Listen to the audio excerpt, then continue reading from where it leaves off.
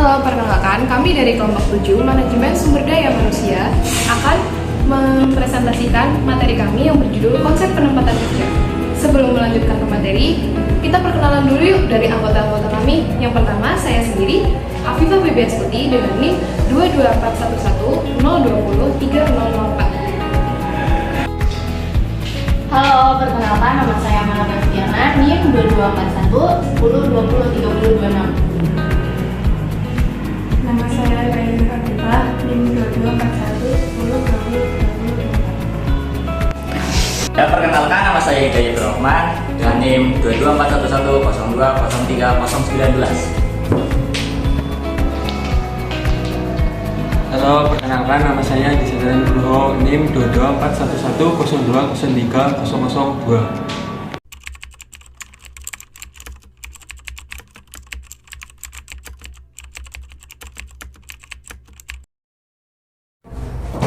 Yang pertama yaitu adalah pengertian penempatan kerja. Penempatan placement adalah tindak lanjut dari seleksi, yaitu menempatkan calon karyawan yang diterima atau lulus seleksi pada jabatan atau pekerjaan yang membutuhkannya dan mendelegasikan wewenang pada orang tersebut. Penempatan adalah proses penugasan atau pengisian jabatan atau penugasan kembali pegawai pada tugas atau jabatan baru atau jabatan yang berbeda. Penugasan ini dapat berupa penugasan pertama untuk pegawai baru yang direkrut, tetapi dapat juga melalui promosi, pengalihan dan penurunan jabatan, bahkan pemutusan hubungan kerja. Penempatan kerja merupakan proses penugasan atau pengisian jabatan atau penugasan kembali pegawai pada tugas atau jabatan baru, jabatan yang berbeda. Penugasan ini dapat berupa penugasan pertama untuk pegawai yang direkrut, tetapi dapat juga melalui promosi, pengalihan dan penurunan jabatan atau bahkan pemutusan hubungan kerja.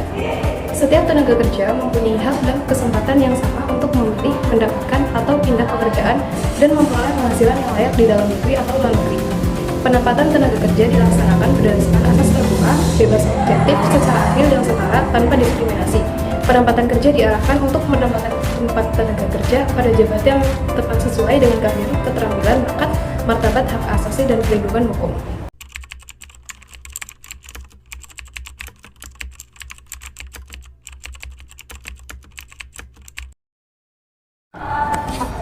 Faktor-faktor yang mempengaruhi penempatan tenaga kerja adalah sebagai berikut. Yang pertama, faktor prestasi akademis. Tenaga kerja yang mempunyai atau memiliki prestasi akademis yang tinggi harus ditempatkan pada tugas dan pekerjaan yang memerlukan wewenang dan tanggung jawab yang besar. Sedangkan bagi tenaga kerja yang mempunyai prestasi akademis yang rendah, maka ditempatkan pada tugas dan pekerjaan yang memerlukan wewenang dan tanggung jawab yang rendah. Jadi, prestasi akademis ini akan menentukan posisi seseorang dengan kaitannya dengan pekerjaan yang akan ditanganinya. Faktor kedua yaitu faktor pengalaman.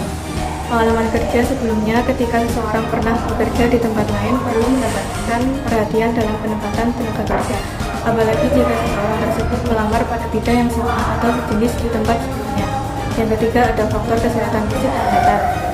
Manajer sumber daya manusia haruslah mempertimbangkan juga dalam penempatan tenaga kerja berdasarkan kesehatan fisik dan mentalnya yang akan ditempatkan pada bagian perusahaan tersebut. Yang keempat, faktor status perkawinan. Status perkawinan ini merupakan faktor yang perlu dipertimbangkan juga oleh manajer sumber daya manusia dalam menempatkan tenaga kerja. Karyawan wanita yang telah memiliki anak, maka sebaiknya menempatkan pada perusahaan yang tidak jauh dari tempat tinggal suami. Yang kelima, faktor usia. Di sini dimaksudkan bahwa faktor usia juga diperlukan mendapatkan pertimbangan. Jika karyawan agak tua pada pekerjaan tidak perlu mempunyai risiko tenaga fisik dan tanggung jawab yang berat.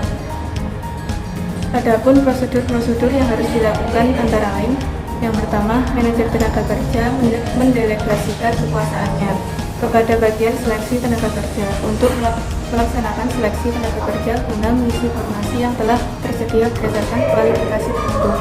Yang kedua, atas pelaksanaan seleksi tenaga kerja, bagian seleksi tenaga kerja melaporkan atau mempertanggungjawabkan segala kegiatan yang telah dilaksanakan dalam rangka seleksi tenaga kerja kepada manajer tenaga kerja yang merupakan atas pelaku.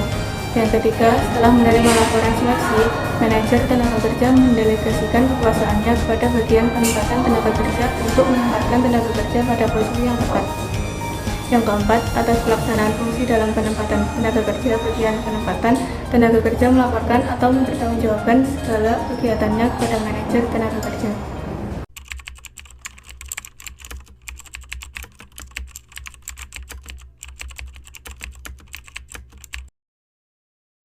Indikator pendapatan kerja digunakan sebagai pengukur kesesuaian calon karyawan atau karyawan yang akan dipindah tempatkan ke tempat kerja barunya.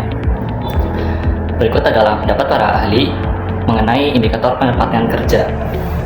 Menurut Hartatik 2014, indikator penempatan kerja terdiri dari yang pertama kemampuan. Kemampuan merupakan kompetensi yang dimiliki seseorang karyawan.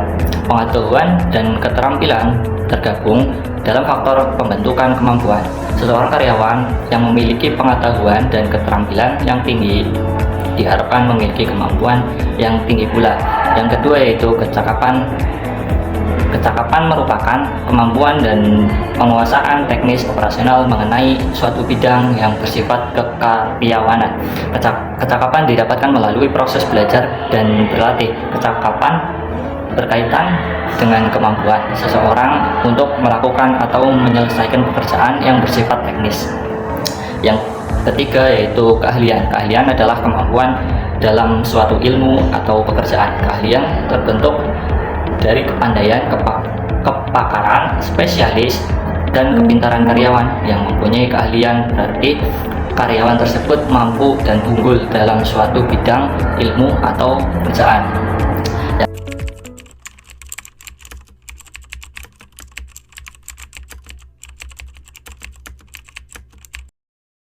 Orientasi adalah pengenalan dan adaptasi terhadap suatu situasi atau lingkungan. Dimaksud orientasi di sini adalah pengembangan dan pelatihan awal bagi para karyawan baru yang memberi mereka informasi bagi perusahaan, pekerjaan maupun kelompok kerja. Pengenalan dan orientasi perlu diprogramkan karena adanya sejumlah aspek khas yang muncul pada saat seseorang memasuki lingkungan kerja yang baru. Tujuan orientasi yang pertama menyiapkan mental bagi karyawan baru dalam menghadapi peralihan suasana dari lingkungan pendidikan ke dunia kerja yang nyata. Dua, menghilangkan hambatan psikologis dalam memasuki kelompok yang baru. Tiga, mengenal secara singkat lingkungan pekerjaan yang baru. Dengan demikian dapat disimpulkan bahwa tujuan utama dilakukannya orientasi adalah untuk memberikan informasi yang seluas-luasnya kepada karyawan, sehingga karyawan baru bisa segera beradaptasi dengan tempat kerjanya, diterima oleh rekan kerjanya, dan dapat segera memulai kinerja dan produktivitasnya. Penempatan karyawan berarti mengalokasikan para karyawan pada posisi kerja tertentu. Hal ini khusus terjadi pada karyawan baru. Kepada para karyawan lama yang telah menduduki jabatan atau pekerjaan termasuk sasaran. Fungsi penempatan karyawan dalam arti mempertahankan pada posisinya atau memindahkan pada posisi yang lain. Langkah awal dalam menghasilkan sumber daya manusia yang terampil dan handal perlu adanya suatu perencanaan dalam menentukan karyawan yang akan mengisi pekerjaan yang ada dalam perusahaan yang bersangkutan. Keberhasilan dalam mengadakan tenaga kerja terletak pada penempatan dalam penempatan karyawan, baik penempatan karyawan baru maupun karyawan lama pada posisi jabatan baru. Proses penempatan merupakan suatu proses yang sangat menentukan dalam mendapatkan karyawan yang kompeten yang dibutuhkan perusahaan. Karena penempatan yang tepat dalam posisi jabatan yang tepat akan dapat membantu perusahaan dalam mencapai tujuan yang diharapkan.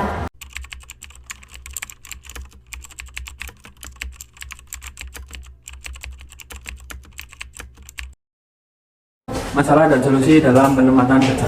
Yang pertama ada identifikasi masalah. Langkah pertama yang harus dilakukan adalah mengidentifikasi masalah, pahami dampak yang muncul, lalu membuat penyelesaian masalah secara efektif.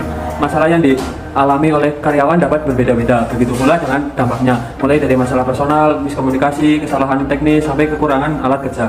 Yang kedua ada problem solving. Problem solving ialah bisa saja menghambat produktivitas kerja, tetapi tim HR perlu menentukan solusi dan waktu untuk menyelesaikannya. Misalnya, memberitahu seluruh tim untuk fokus bekerja dan menyelesaikan akan dibantu oleh HR dan manajer.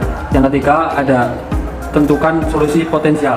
Pertimbangan untuk mengumpulkan pimpinan tim untuk menemukan solusi potensial, bangun diskusi dengan mereka agar memperkuat keterampilan pemecahan masalah di lingkungan kerja. Anda juga bisa mengembangkan beberapa opsi penyelesaian masalah sehingga dapat memilih solusi yang paling cocok untuk masalah tertentu. Yang keempat ada ambil tindakan yang tepat. Anda bisa mulai mengambil tindakan untuk mencapai keputusan. Ini memungkinkan Anda menunjukkan pemimpin tim sementara untuk menyelesaikan masalah dengan cepat dan efektif. Yang kelima ada membuat laporan setelah menyelesaikan masalah dan produktivitas kembali normal. Anda dapat membuat laporan masalah yang komprehensif. Di dalam laporan, Anda bisa menyertakan detail tentang anggota tim yang melaporkan, inti masalah, dampak yang terjadi, langkah penyelesaian masalah, rentang waktu penyelesaian masalah. 10 masalah yang umum terjadi di tempat kerja dan solusinya. Ada banyak masalah di tempat kerja yang bisa terjadi.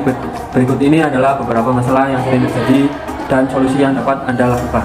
Yang pertama, ada kurangnya pelatihan karyawan. Kurangnya pelatihan karyawan bisa menyebabkan berbagai masalah di tempat kerja. Salah satunya adalah karyawan yang tidak bisa melakukan pekerjaan mereka dengan baik. Solusinya adalah pastikan proses pelatihan terbuka dan melibatkan karyawan Anda. Tanyakan pada mereka keterampilan apa yang menurut mereka perlu untuk di perusahaan. Yang kedua, ada kurang praktik komunikasi. Kurang praktik berkomunikasi dapat menjadi masalah di tempat kerja. Tanpa komunikasi, perusahaan sulit mengetahui apa yang dilakukan oleh karyawan. Komunikasi yang buruk merusak produktivitas dan menyebabkan lebih banyak kesalahan. Solusinya adalah terapkan komunikasi terbuka dari atasan ke bawahan dan sebaliknya. Misalnya berkomunikasi tatap muka atau telekonferensi. Yang ketiga, ada konflik antar karyawan. Konflik antar karyawan akan terjadi karena setiap orang memiliki pendapat yang berbeda. Konflik ini bisa memburuk dan menyebabkan intimidasi sampai bullying. Solusinya adalah HRD. Harus menciptakan lingkungan yang kerja yang terbuka di mana karyawan dapat mengekspresikan diri mereka dengan mempromosikan kerja sama tim, mendorong umpan balik, mengatasi sikap negatif, dan menanyakan tentang tantangan terbesar di tempat kerja Anda dapat menciptakan lingkungan yang lebih harmonis. Yang keempat, tidak mampu menyelesaikan masalah. Anda cenderung terjebak dalam kebiasaan pemikiran yang sama dan mendekati masalah berulang kali dari perspektif yang sama. Hal ini membuat Anda bertanya, mengapa saya gagal menyelesaikan masalah tersebut? Solusinya adalah Anda harus mendekati masalah dengan lensa peluang. Apa perspektif baru yang dapat digunakan untuk membantu mengubah pola pikir? Jangan lupa untuk mengajukan pertanyaan yang memiliki solusi. Yang nomor 5, ada kurang mendapat perhatian. Orang-orang akan mempertanyakan bagaimana mereka menghabiskan waktu mereka dan mencari nafkah. Dalam sebuah perusahaan, akan ada karyawan yang ingin merasa berat. Sekian penyampaian dari kelompok kami. Apabila ada kekurangan atau kesalahan tutur kata yang kurang di hati penonton semuanya, semoga apa yang kami tayangkan bermanfaat bagi penonton semuanya. Jangan lupa like, comment, and share. Sekian, wassalamualaikum warahmatullahi wabarakatuh.